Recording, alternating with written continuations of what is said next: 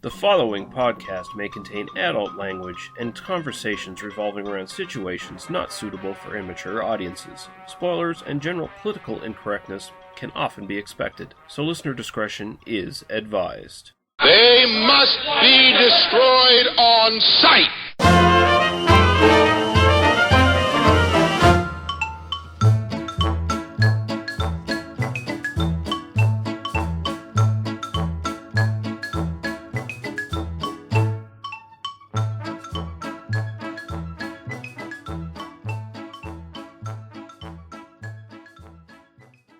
Hey guys, welcome back to another episode of They Must Be Destroyed on Sight, a movie podcast.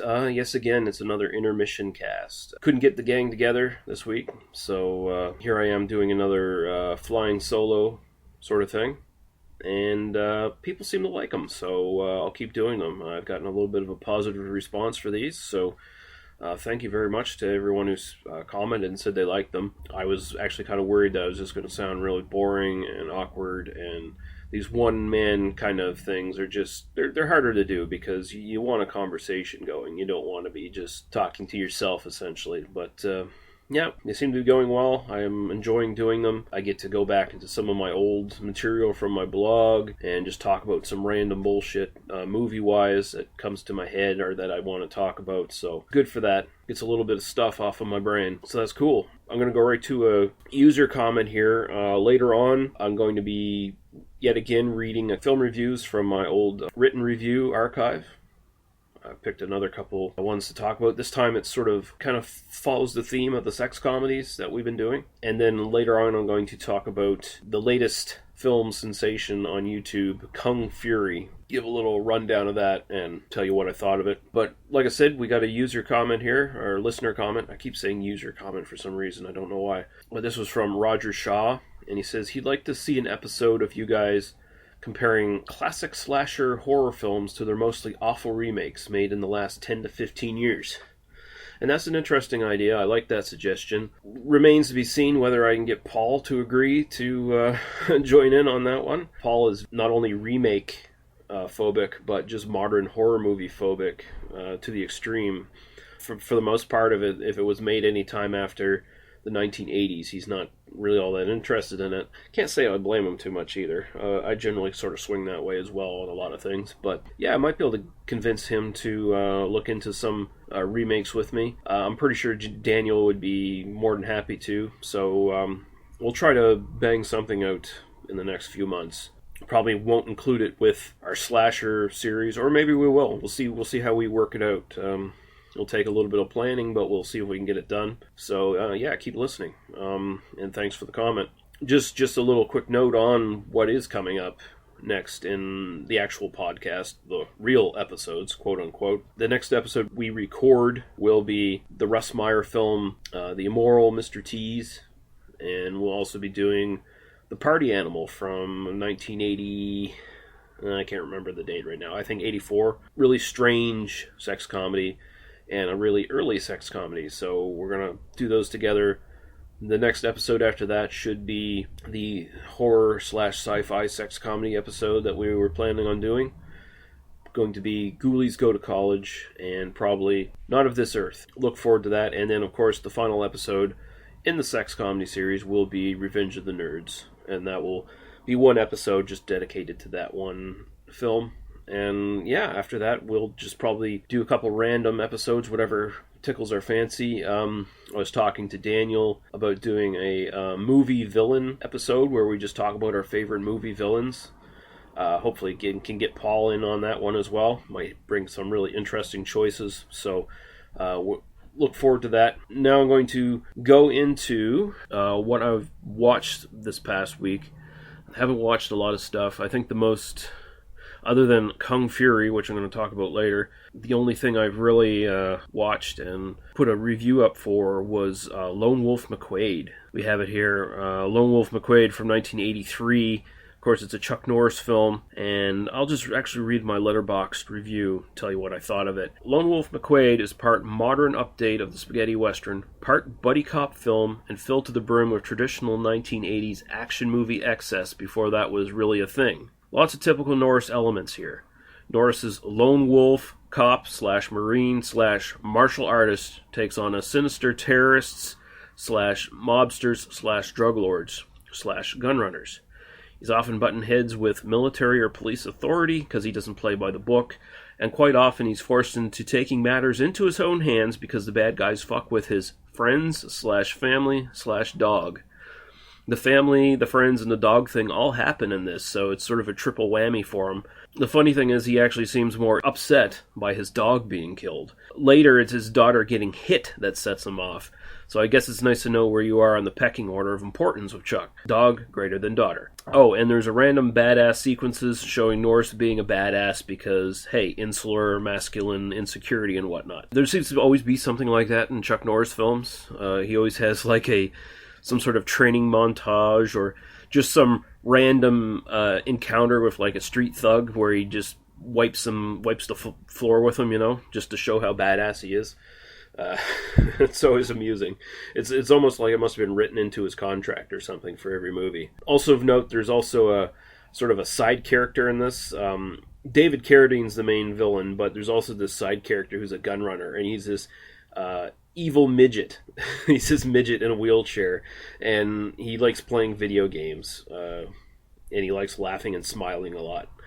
He sort of comes off as like a third-rate James Bond villain. So, you know, they basically throw everything into this film. Like I said, it's part spaghetti western as well. Like, they sort of start, the whole opening of the film plays like a spaghetti western. It has a spaghetti western type soundtrack going for it. There's more stuff in here, more cliches, including a young Texas Ranger he doesn't want to take under his wing. And the Texas Ranger, by the way, is played by the guy who played Chakotay in Star Trek Voyager. Also, there's the main bad guy's woman falling for him and trying to domesticate him. Of course, Norris can only take so much, and it's probably best that she ends up dying in his arms so he can continue to live like a slob and keep beer in his fridge, which is... It's funny, he comes back to his house and finds her vacuuming up his place and straightening everything up and putting vitamins on top of his fridge, these big pill bottles full of vitamins, and she had thrown all this beer into the fucking trash can. So, yeah, Chuck's not going to have any of that garbage. So, anyway, I say, you put aside the usual America fuck yeah stuff we find in every Norris film, and this is probably one of his best films, if only because he's up against a smarmy and quite dangerous David Carradine, who is so badass that he can wear clothes a socially awkward history professor wouldn't be caught dead in. And it's funny, he's got all these bland, like, tan-colored sweaters and pants and stuff he wears. He looks like he looks like he should be in a library somewhere, honestly. I don't know, but David Carradine manages to pull it off just because he's so... he just sort of radiates badass, much more than... Chuck Norris does, anyway. The half Peckinpah, half Leone martial arts throwdown between Norris and Carradine at the end is a thing of beauty. And it is. It's really the thing to watch this film for more than anything else. They have this slow-motion spaghetti western style face-off, but instead of shooting at each other, it's all martial arts action. And it's actually a really good fight. So, yeah, Lone Wolf McQuade is actually worth checking out. It's one of those ones that are... It truly is so bad it's good. If you appreciate these sort of silly Chuck Norris films like I tend to, I think you'll get a kick out of it. So it's worth checking out. All right. We'll move on now. We're going to talk a couple reviews from my archives. I was going through all kinds of different ones I wanted to talk about. I'll save some for a future intermission. I figured since we're still sort of on the sex comedy kick, I just list these two, and it's going to be Flesh Gordon and Flesh Gordon 2. So here's what I had to say about those. Flesh Gordon from 1974, starring Jason Williams, Suzanne Fields, Joseph Hudgens, William Dennis Hunt, Candy Samples, Michael Brandy, Michelle Brandy, I don't know, I can't pronounce that name. Directed by Michael Benaviste and Howard Zeem. So here's what I said. This so bad it's good soft porn parody of Flash Gordon is notable for its constant assault of sex jokes, unattractive people having sex, the blandest looking action hero ever, cheesy special effects, horrid acting, and a constant lack of any taste at all. I like that in a movie. Anyway, Flesh, along with the almost always naked Dale Adore and the perverted scientist Dr. Flexi Jerkoff, must stop Wang the Perverted from Planet Porno, who's using a sex ray on Earth that is causing massive orgies.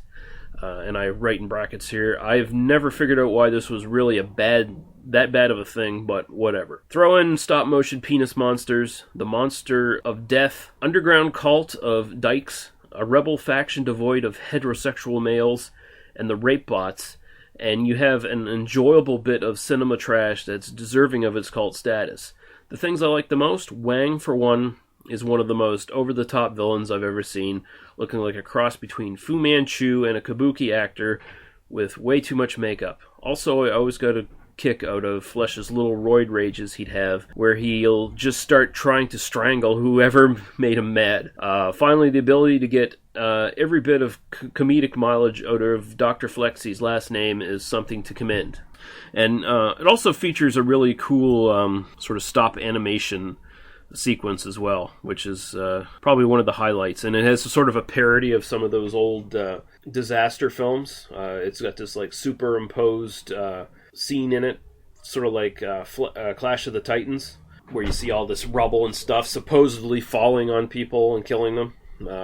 So it's pretty good. I enjoy it. It's definitely worth checking out. It's not really a porno, but it sort of is at the same time. So there you go. We'll go to Flesh Gordon 2 now, from 1989. This is starring Vince Murdocho, Robin Kelly, Tony Travis, William Dennis Hunt, Morgan Fox, and Maureen Webb. Directed by Howard Zeem. Also known as Flesh Gordon Meets the Cosmic Cheerleaders. This was made around 20 years after the original cult classic. How does it stand up? Sort of like a half-erect penis. The production is much better, and the only cast member returning from the original is the guy who plays Wang the Perverted. What is he up to? Well, seeing as how the sex ray didn't work out too well for him, he's decided to make a ray that causes impotence instead. This really pisses off the Cosmic Cheerleaders because they come from a planet where all the men are hung like French bread. So who can save them? Flesh Gordon, of course, who's now a well-known galactic hero who is still dating a now very different-looking Dale Adore and is still friends with a now very different Dr. Flexy Jerkoff, who really doesn't capture the weirdness of the original Jerkoff from the first film. The Dale Adore presented here is much more foul-mouthed and tough than the helpless Dale of the first film, who would let anyone and anything screw her pretty much senseless. The cheerleaders kidnap Flesh, so Dale and Jerkoff attempt to rescue them. None of them realize at this point that Wang is behind it all. He spends most of the film under a black KKK-like hood and cloak, and being assisted by one of the most over-the-top evil scientists I've ever seen on film, as well as a fat, annoying wife. Yes, Wang is married now. That provides some of the best comedic elements of the film. The film goes for gross-out gags instead of constant nudity and sex this time around.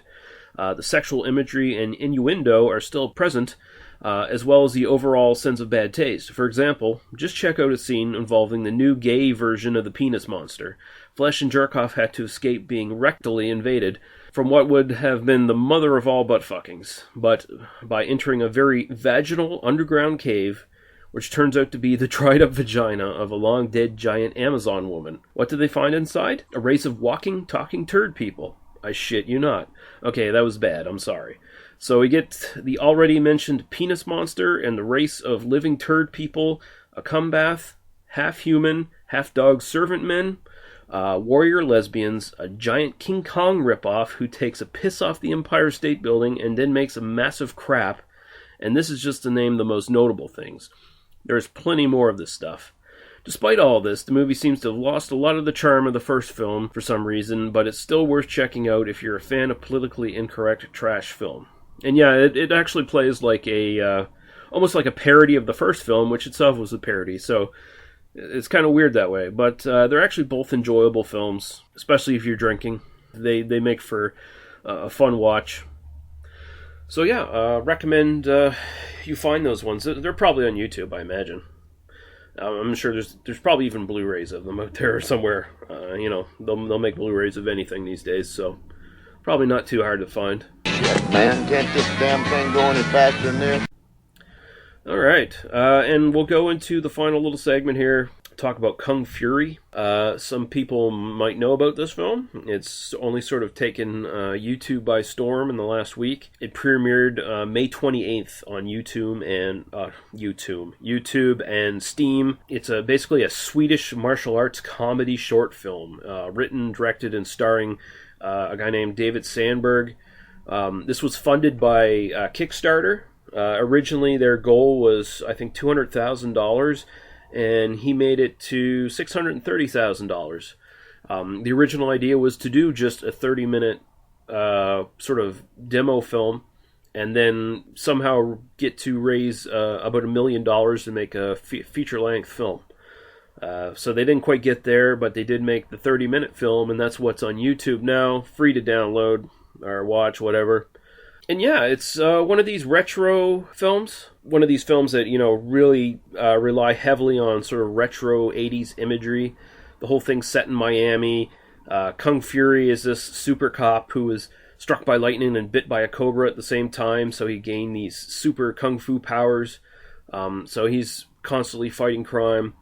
In this film, he's put up against Adolf Hitler, who goes by the moniker Kung Fuhrer. His whole goal is to kill Kung Fury and gain the ultimate knowledge of Kung Fu or some shit like that. Kung Fury essentially has to travel through time to find Hitler in the 1940s in Nazi Germany and destroy him. And so that's sort of the whacked out premise of the film. I gotta say, and I'll go to my review of it here. I think it sums it up pretty well.